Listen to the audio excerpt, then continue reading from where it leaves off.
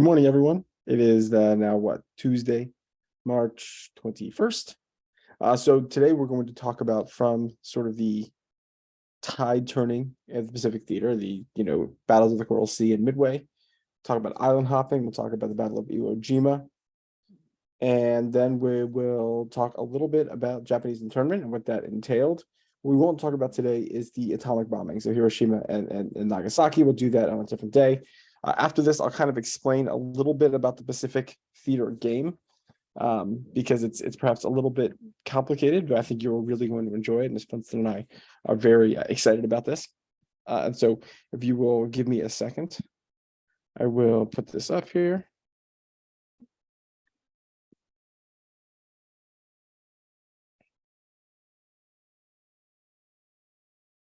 All right, we're talking about island hopping. So as you are almost certainly aware, the Pacific Ocean is large.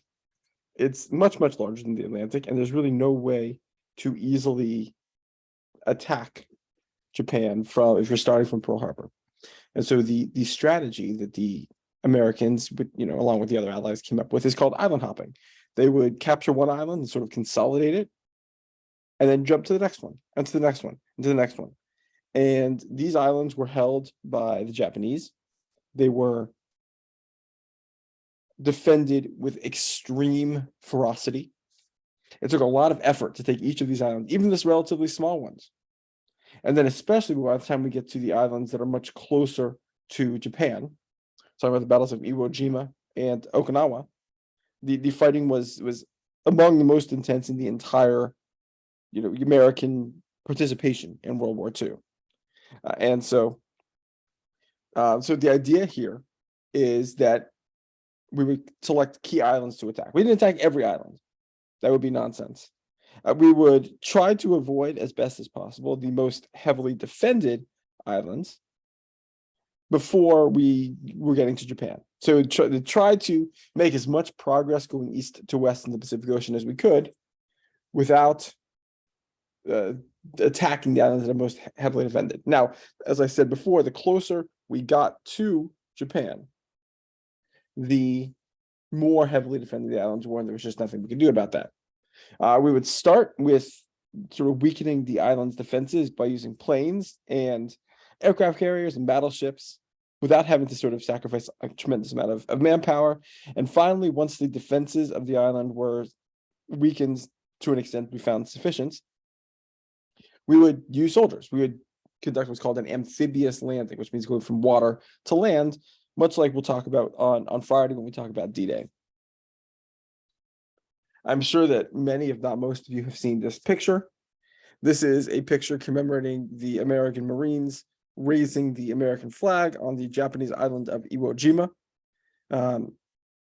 This, I think, is actually the second attempt at the picture, but it is very possibly the most famous American picture from World War II. It has been reproduced pretty much everywhere. Let's talk about Iwo Jima. So first of all, this is what it looks like today. I want to point out that it looks like it's just the most challenging possible place to attack. Japanese had defenses on this hillside. They had defenses on the top. The defenses sort of drilled and dug into the hillside. Japanese had every advantage for their defense they could possibly have. This is Iwo Jima on the day of the beginning of the battle. And it was just vicious fighting. The reason why Iwo Jima was so important was because it is sort of the last major island before Okinawa. Okinawa was, not part of the Japanese home islands. It is right there. And so this is a major step towards, actually getting to Japan. So this is February of 1945. So the war in Europe is starting to wind down a little bit. But the war in the Pacific is nowhere near over. And so the Americans, the combined forces of the Army, Navy, and Marines, identified Iwo Jima as the next obvious target.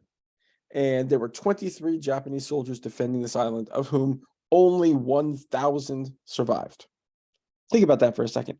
They lost 22,000 men defending an island. One island.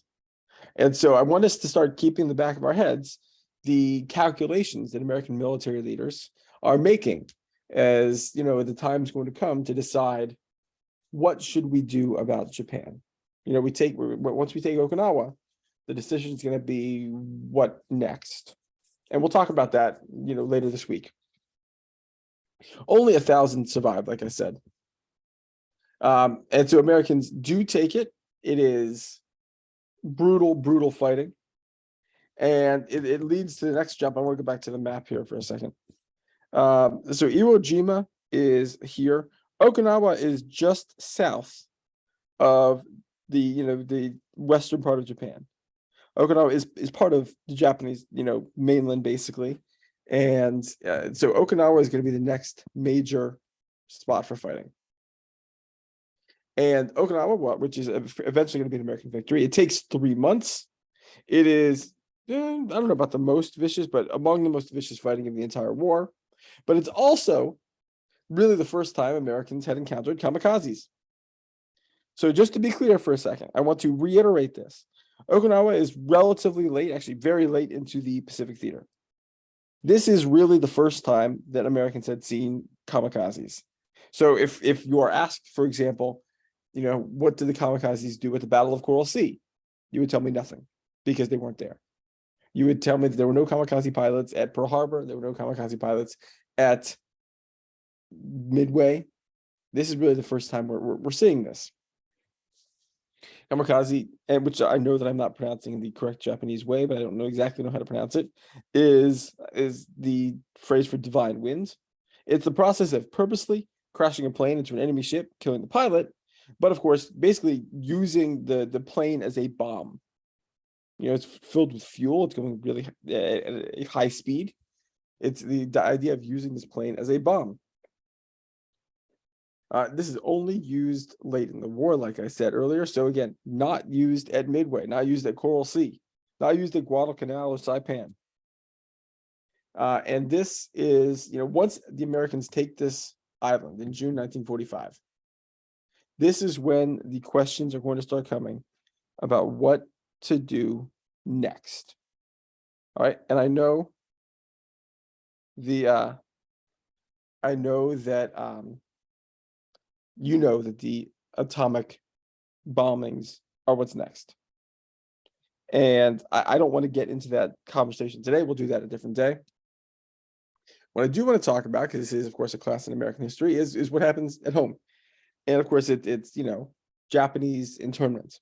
So what happens is, and you'll see this video, I posted this on Canvas. After Pearl Harbor, there is a dramatic increase in anti-East Asian, and especially anti-Japanese sentiment. And this affects Japanese Americans, people who are of Japanese descent, but happen to be, American. And so sort of as a result of this, in February of 1942, President Roosevelt signs Executive Order 9066. Certainly not something that I would expect that he would be proud of today, were he to still be alive. And basically what it says is that people can be excluded from military areas. And in practice, this means that Japanese Americans and Japanese citizens who were living in America were forcibly moved from the California coast to different camps. We call them today internment camps throughout the country. And this is sort of where a map of where the camps are. The exclusion area was all of California, the western part of Washington and Oregon, and the southern part of Arizona. And the camps were all the way as far east as Arkansas and Louisiana, places that the internees had really no ties, places where they had never been, places where they really had no desire to go, and they were forced to go there. The term internment camp, I want to take a moment and pause, is something that we started using relatively, after the war at least. There were people at the time who might have referred to them as concentration camps. We don't use that phrase as much today, largely because when we say concentration camps, we really are talking about one specific kind of camp. The Holocaust use of that phrase has sort of trumped everything else. But these are camps that we refer to as internment camps. And so what happened was, sort of the process of this, is that Japanese Americans were given a limited amount of time to gather all their belongings and be moved to a camp. They're basically board a bus, like a school bus, and they would go to, they didn't really know where, and they would be, set up in these camps, and their property was oftentimes taken. There were people who would just sort of buy their stores and their other sort of, the businesses at almost nothing, because they knew that the Japanese Americans had to sell because they were going away.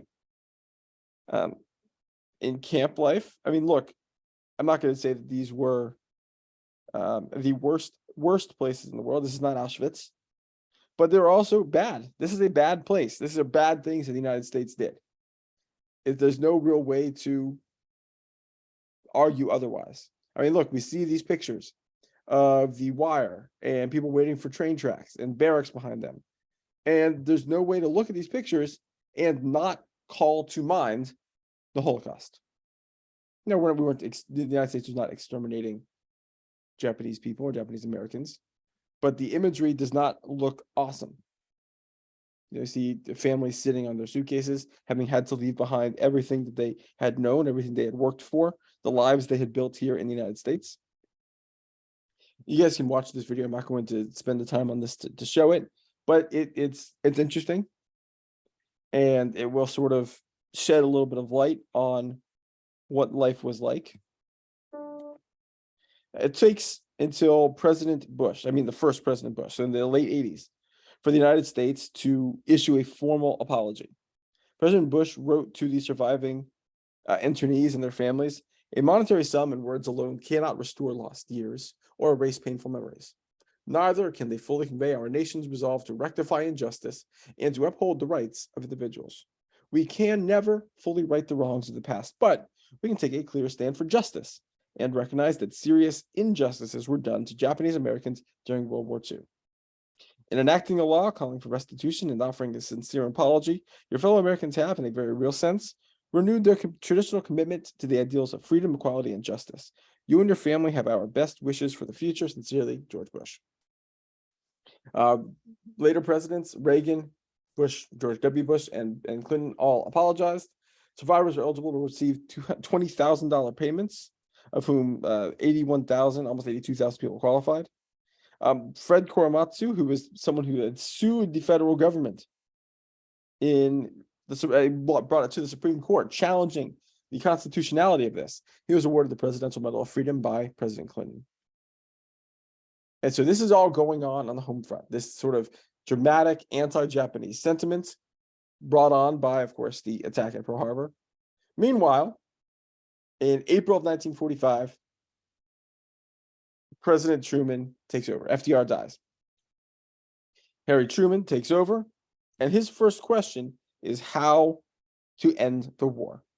The war in Europe is winding down very, very, quickly. It would only be another 3 weeks before the Nazi Germany would fall. But the question is how to deal with Japan. Do we launch an invasion, or is there another option? And that, ladies and gentlemen, is where I want to leave that for today. I want to do the atomic bombings on a different time. I do want to point out that there is, first of all, on Canvas, an assignment. I want you to please respond to the question that I posed. It's in a text entry box. I think I say 3 to 4 sentences. You can do a little more than that, but don't do less than 3. And then I want you to look at the directions for the Pacific Theater game. All right, you need to sort of read them and understand them. You need to take the quiz, which is make sure you understand them. You need to practice making boats and planes, and that'll be explained in the game instructions. So that's what I want you to do. There's also, I also think it would be great to watch the internment video that the American government put out, which is sort of propaganda saying, hey, this is great, and this is why we're doing it. And the Americans should be proud that we're treating Japanese Americans so well. And it's makes for uncomfortable watching from the perspective of 2023. Tomorrow and Thursday, you will play this game, and it will be, I hope, both fun and educational. Excuse me. And then on Friday, we will start with the European theater. We'll do, D-Day, touch on the Holocaust a little bit. If you have any questions, please send me an email. I'm around.